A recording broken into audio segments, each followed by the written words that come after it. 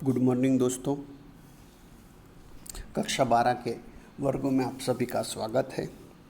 दोस्तों, कक्षा 12 के नामक के मूल तत्व विषय के भाग 1 के चैप्टर नंबर 5 साझेदार का प्रवेश अंतर्गत हमने पिछले वीडियो में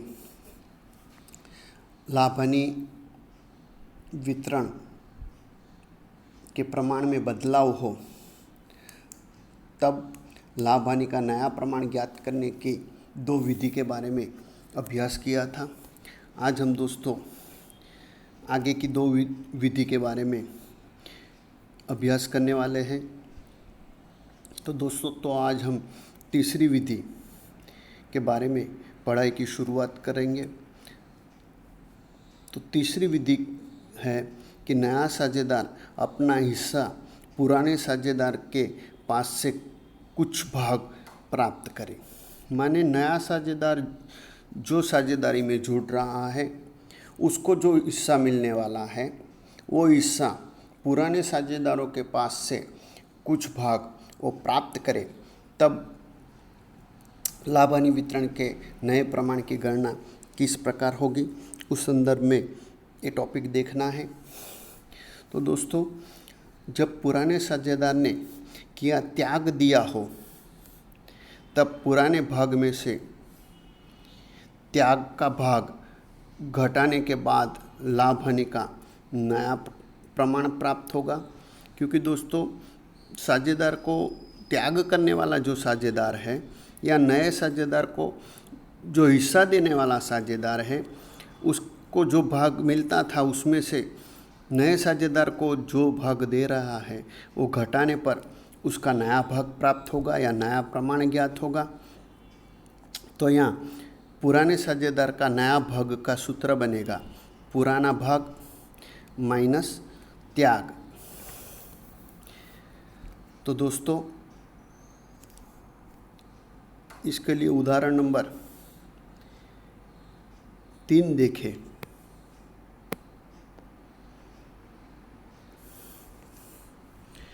तो उदाहरण नंबर 3 में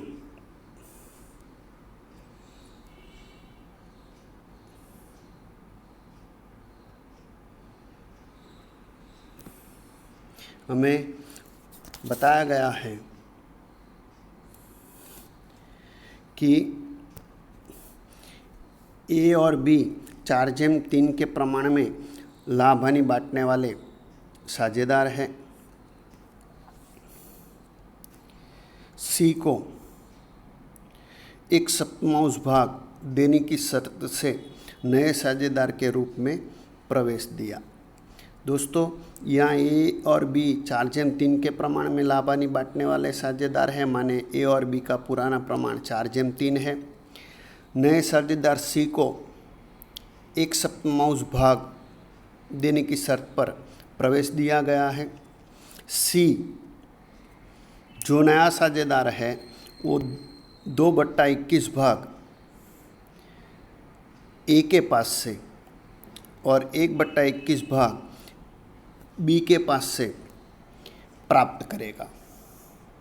लाभ हानि का नया प्रमाण निश्चित कीजिए या लाभ हानि का नया प्रमाण ज्ञात करना है। तो दोस्तों, ए और बी का पुराना प्रमाण जो है वो 4/3 अर्थात ए का पुराना भाग 4/7 है और बी का पुराना भाग है 3/7। सी मान नए साझेदार का भाग 1/7 है। अब सी का जो 1/7 भाग है वो भाग सी ए के पास से 2/21 भाग और बी के पास से 1/21 भाग प्राप्त करेगा। माने ऐसा कहा जा सकता है कि ए का त्याग 2/21 और बी का त्याग 1/21 है। माने यहाँ हमें ए का त्याग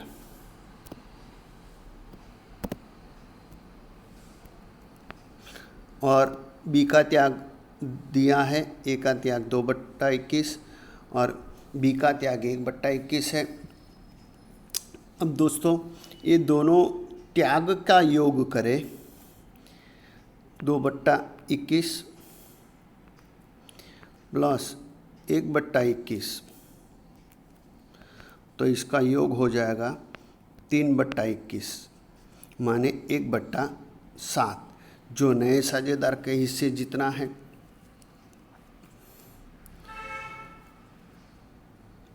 अब ए और बी का त्याग हमें दे दिया गया है, तो नया भाग ज्ञात करने का सूत्र लागू करेंगे, पुराना भाग माइनस त्याग। तो ए का नया भाग, तो ए का पुराना भाग दोस्तों 4/7 है, और ए का त्याग है 2/21। तो 4/7 में से 2/21 घटाने के लिए लसा 21 लेने पर परिणाम हमें मिलेगा 10/21 माने ए का नया भाग 10/21 है। बी का नया भाग, तो कि बी का पुराना भाग 3/7 माइनस बी का त्याग 1/21, लसा 21 लेने पर परिणाम प्राप्त होगा 8/21।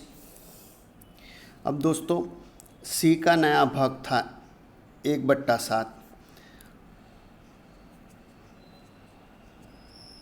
तो लसा 21 लेने पर सी का भाग होगा 3/21, तीनों का बट्टा समान है, तो ए बी और सी का लाभानी का नया प्रमाण होगा 10/8/3।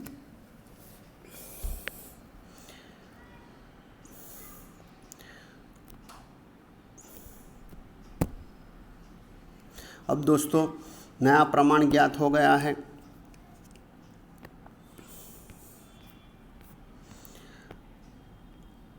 अब यहाँ स्पष्टीकरण दिया गया है, वो देखें। तो सी का जो भाग 1/7 है वो ए और बी के त्याग के बराबर होना चाहिए, अर्थात सी का भाग इज इक्वल टू ए का त्याग प्लस बी का त्याग। दोस्तों आगे मैंने ये गिनती बता दी थी कि ए और बी का त्याग जो 2/21 और 1/21 है, उसका योग करने पर हमें परिणाम 1/7 प्राप्त हो रहा है। माने यहाँ नए साझेदार का भाग पुराने साझेदार के त्याग बराबर हो जा रहा है। अब दोस्तों यहाँ इस उदाहरण में हमें त्याग दे दिया गया था, लेकिन त्याग का प्रमाण भी हमें बड़े एग्जाम्पल में आवश्यक होता है। तो दोनों साझेदार जो थे उसका त्याग, ए का त्याग 2/21 और बी का त्याग 1/21 था।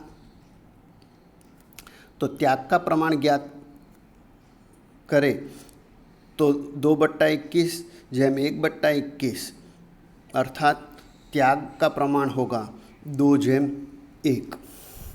अब दोस्तों यही उदाहरण में हमें जो त्याग था साझेदार का 2/21 और 1/21, उसकी जगह त्याग का प्रमाण दिया हो 2/1, तो ऐसी स्थिति में हमें त्याग ज्ञात करना होगा। और त्याग ज्ञात करने के लिए हमें सूत्र का उपयोग करना होगा, त्याग इज इक्वल टू नए साझेदार को दिए जाने वाला भाग गुना पुराने साझेदार का त्याग। तो इस प्रकार त्याग ज्ञात हो जाए तो त्याग ज्ञात होने के बाद नया भाग ज्ञात करने के लिए आगे का ही सूत्र पुराना भाग माइनस त्याग का उपयोग करेंगे। तो अब इस संदर्भ में हम आगे टॉपिक नंबर 4 की पढ़ाई करेंगे।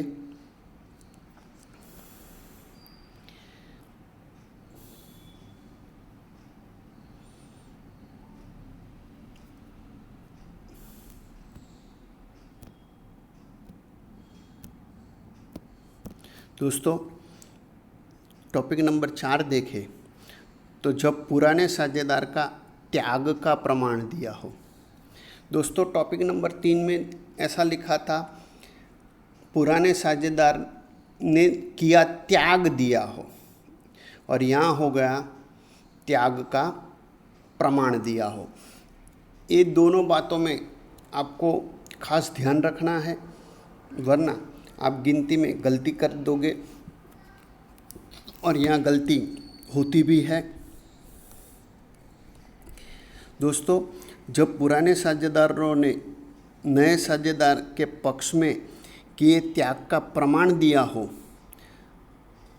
तब सर्वप्रथम पुराने साझेदार के त्याग का प्रमाण निम्नलिखित सूत्र की मदद से ज्ञात करना होगा।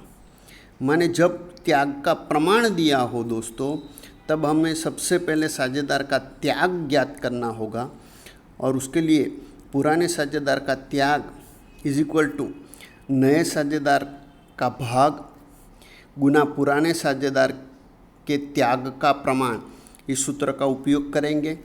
माने इस सूत्र के आधार पर हमें पुराने साझेदार का त्याग प्राप्त हो जाएगा, और पुराने साझेदार का त्याग ज्ञात करने के बाद लाभ हानि का नया प्रमाण ज्ञात करने के लिए निम्नलिखित सूत्र का उपयोग करेंगे। माने नया भाग माइनस नया भाग प्राप्त करने के लिए पुराना भाग माइनस त्याग सूत्र का उपयोग करना होगा। माने दोस्तों जब भी हमें नए साझेदार के पक्ष में पुराने साझेदार ने किए त्याग का प्रमाण दिया हो, तब हमें सबसे पहले त्याग ज्ञात करना होगा, और त्याग ज्ञात करने के बाद पुराने साझेदार का नया भाग ज्ञात करना होगा। दोस्तों इस संदर्भ में उदाहरण नंबर 4 हमें दिया गया है। ए और बी 5/3 के प्रमाण में लाभ हानि बांटने वाले एक पीढ़ी के साझेदार हैं। सी को 1/4 भाग पर नए साझेदार के रूप में प्रवेश दिया गया है। सी अपना भाग माने नया साझेदार अपना भाग ए और बी के पास से 3/1 के प्रमाण में प्राप्त करेगा। लाभ हानि का नया प्रमाण निश्चित कीजिए। दोस्तों तो यहाँ ए और बी का पुराना प्रमाण 5/3 है।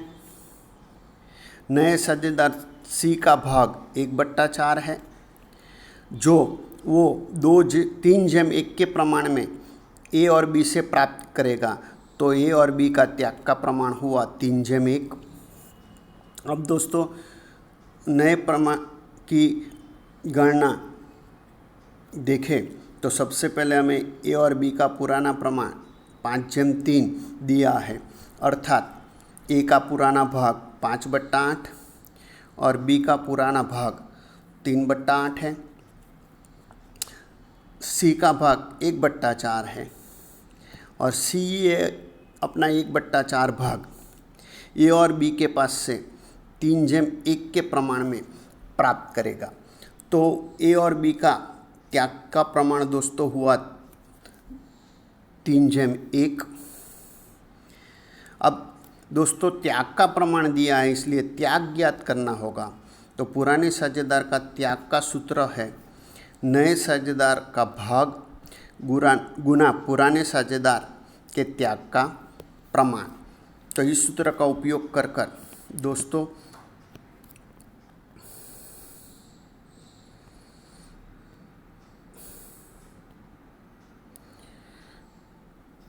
त्याग ज्ञात करें। तो ए का त्याग दोस्तों ए का त्याग ज्ञात करने के लिए नए साझेदार का भाग गुना ए का त्याग का प्रमाण। तो नए साझेदार का भाग 1/4 है गुना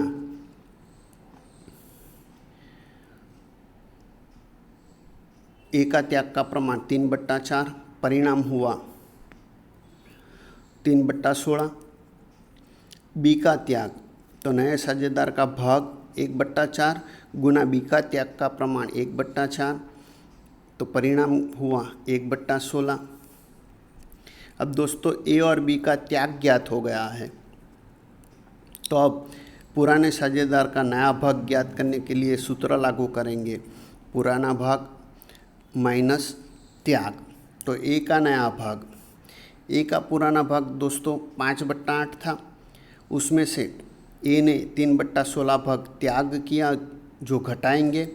तो 5/8 में से 3/16 घटाने के लिए लसा 16 लेंगे और लसा 16 लेने पर हमें परिणाम प्राप्त होगा 7/16, माने ए का नया भाग 7/16 है। बी का नया भाग, तो बी का पुराना भाग माइनस बी का त्याग। तो बी का पुराना भाग 3/8 में से बी का त्याग 1/16 घटाएंगे तो लसा 16 लेने पर परिणाम प्राप्त होगा 5/16। दोस्तों सी का नया भाग 1/4 था, लसा 16 लेने पर सी का नया भाग होगा 4/16, माने तीनों साझेदार का नया प्रमाण होगा 7/5/4।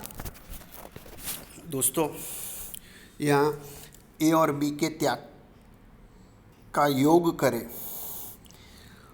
तो 3/16 और 1/16 का योग करें तो योग होगा 4/16, माने सी का नया भाग 4/16 हो गया। अब दोस्तों लाभानी वितरण के नया प्रमाण की गणना की दूसरी विधियों के बारे में नए वीडियो के साथ फिर मिलेंगे।